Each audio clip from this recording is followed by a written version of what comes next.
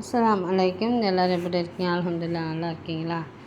இன்றைக்கி வந்து மேங்கோ பார் எப்படி செய்யலான்னு பார்க்கலாம் வாங்க.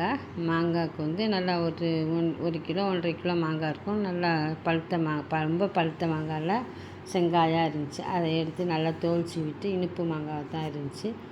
நல்லா உப்பு போட்டு ஒரு டம்ளர் தண்ணி ஊற்றி குக்கரில் நல்லா ஒரு 5 விசில் விட்டு வேக வச்சிடணும்.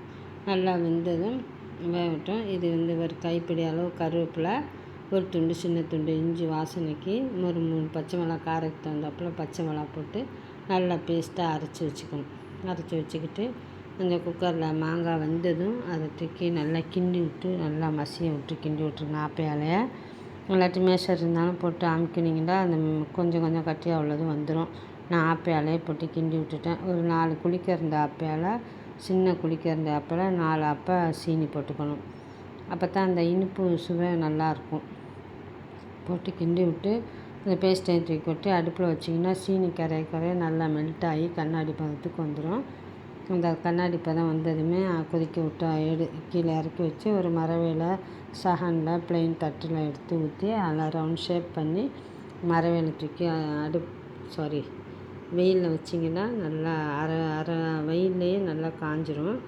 இந்த அரை பதமாக இருக்கும்போது நம்ம கோடு போட்டு வச்சிடணும்.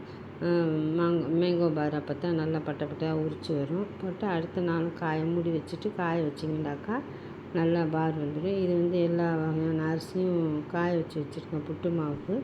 இந்த புட்டு செஞ்சு காட்டுறேன் எப்படி இருக்குன்னு பாருங்கள். அடுத்த நாள் இந்த நல்லா அழகாக வந்துருச்சு பாருங்கள். மேங்கோ பார் அழகாக பட்டையாக வரைக்கும் வந்துடும்.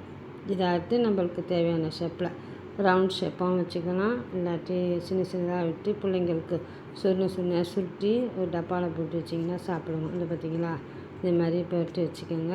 இந்த மாதிரி சுருட்டி வைக்கலாம். நல்லா பிடிச்சி வச்சிங்கன்னா நல்லாயிருக்கும், சுவையாக இருக்கும். நீங்களும் இதே மாதிரி செஞ்சு போட்டு சாப்பிட்டு பார்த்துட்டு எப்படி இருக்குன்னு சொல்லுங்கள்.